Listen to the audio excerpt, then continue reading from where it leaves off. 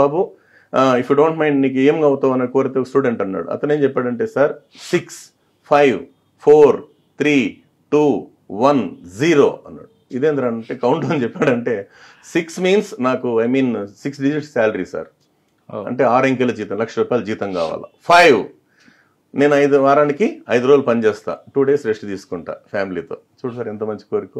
4 4 చక్రాల కారు కావాలి. 3 3 bedroom flat, ఒకటి నాకు నా భార్యకి, మా అమ్మ నాన్నకి, నా బిడ్డలకి. 2 ఒక అమ్మాయి ఒక అబ్బాయి. 1 ఒకే పెళ్ళాం. 0 టెన్షన్ లేకుండా బతకడం. చిన్నప్పటి నుంచి సార్, అందుకే ఏం చెప్తున్నాము, 10th class, intermediate first year and second year, ఈ 3 సంవత్సరాలు ఎవరైతే హార్డ్ వర్క్ చేస్తారో 30 సంవత్సరాలు మహారాజులాగా మహారాణిలాగా బతుకుతారండి. ఇది పెద్దవాళ్ళు చెప్పిందే.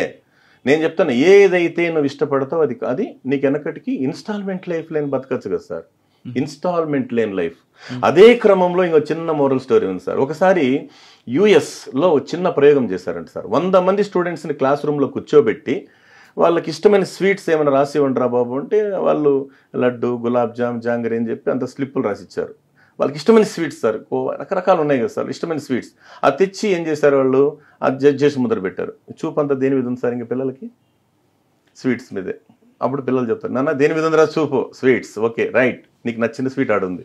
వాళ్ళు చేయి పెట్టారు, రే ఆగండి అన్నారు. ఏమంటే 2 hours ఆ స్వీట్స్ ముట్టకూడదంట సార్. సచ్చిరా గొడ్డు, ఎవరైతే 2 గంటలు ముట్టకుండా ఉంటారో వాళ్ళకి మేము 1+2 ఇస్తాం అని చెప్పి డోర్ లాక్ చేసుకుని వెళ్ళిపోయారు. 2 గంటల తర్వాత వచ్చి చూస్తే, ఏమన్నా స్వీట్స్ ఉన్నాయా లేవంటే లేవు సార్ అంటారు. సరే, అప్పుడు మన దగ్గర ఉన్న సబ్జెక్ట్ ఏంటి, 60 members ఎత్తుకొని తినేశారంట సార్. ఓహో, వాళ్ళు ఇచ్చే స్వీట్స్ కోసం మేము ఎదురు చూస్తుంటాము అని. 40 ఉన్నారు కదా సార్ బ్యాలెన్స్, దాంతో 30 members ఈ పక్క ఆ పక్క గిల్లుకొని తిన్నారంట. రిమైనింగ్ 10 వాళ్ళు స్వీట్ టచ్ చేయలేదంట sir. After 20 years what they are doing now అని చెప్పి సర్వేకి పోతే, ఆ 60 members they are doing ordinary life sir. ఆ 30% గిల్లుకొని తిన్నటువంటి వాళ్ళు government salary and corporate salary. The remaining 10 వాళ్ళు ఎవరంటే, నువ్వు ఎదగడానికి ప్రపంచం కావాలి, ఎదిగిన తర్వాత ఈ ప్రపంచానికి నువ్వు కావాలి, కాబట్టి నీ కోసం ఈ ప్రపంచం ఎదురు చూసేటంత ఎత్తుకెదిగని చెప్పి శాలిడ్ కొట్టించుకునే విధంగా ఒక IAS ఉండొచ్చు, IPS ఉండొచ్చు, ఇండస్ట్రియలిస్ట్ ఉండొచ్చు, దమ్మున్న నాయకుడై ఉండొచ్చు, నాయకురాలై ఉండొచ్చు. Choice is yours.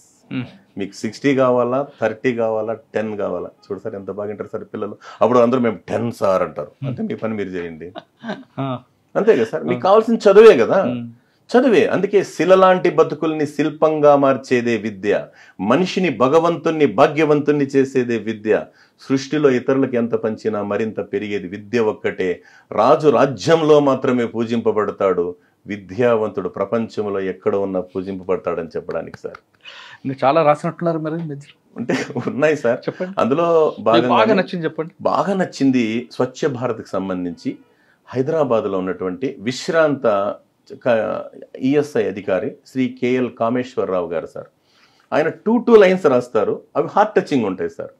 ఆయన రాసింది ఏంటి, బలహీనతకు అందమైన పేరు హాబీ, హాబీ ఒక్క ముళ్ళ గులాబీ. నెక్స్ట్ సార్, కులగోత్రాలు మలమూత్రాలు ఒకలాంటివే, కులగోత్రాలు మలమూత్రాలు ఒకలాంటివే, అలాంటి విసర్జిస్తేనే ఆరోగ్యం, ఒకటి దేహానికి మరొకటి దేశానికి.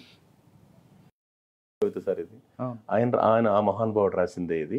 అదే క్రమంలో ఆయన కొడుకు గురించి రాశాడు సార్. పున్నామ నరకం నుంచి రక్షించువాడు పుత్రుడట, కన్నవారు కనుల ముందున్నప్పుడు అన్నమిచ్చుటకు నరకం చూపించిన తనయుడు పున్నామ నరకం నుంచి రక్షించునట హతవిధి అన్నారు సార్. అదే అమ్మ గురించి రాసింది ఏంటంటే సార్, నెలల బాలునికి నెలబాలుని చూపించి మురిపాలు పంచే స్తన్యజీవి, ఇల్లాలి పాలనలో తన యునికినే మరచిన తనయుని మరవలేని ధన్యజీవి అమ్మ అని రాశాడు సార్. అదే క్రమంలో స్వచ్ఛ భారత్ అనే నినాదానికి ఉదాహరణగా అంతకు ముందే ఆయన రాసినటువంటి అద్భుతమైన కవిత గోడ గోడు సార్.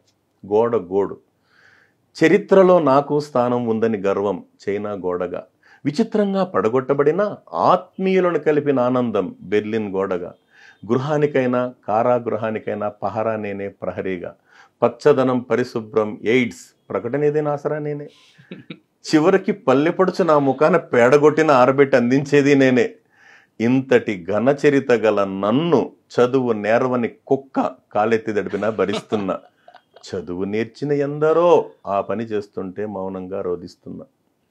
మహానుభావుడు కామేశ్వరరావు గారు రాసింది నేను చెప్తున్నాను సార్.